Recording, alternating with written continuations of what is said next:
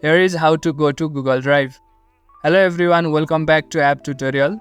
In this video, I'll show you how you can go to the official website of Google Drive. So let's start. First of all, go to any browser of your choice. Then after, go to the search bar. Now you will have two options to go to Google Drive. The first thing that you can do is search for Google Drive. So simply type Google Drive in the search bar. Then after, search for it. You'll get the official website of Google Drive. Click on it. Then it will take you to the home page of Google Drive.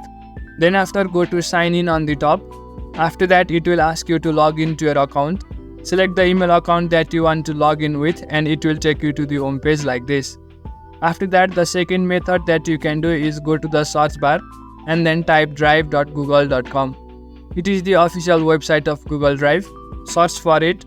Then if you are not logged into your account, it will ask you to log into your account and then take you to the home page like this. So in these ways, you can easily go to Google Drive. That's it for the video.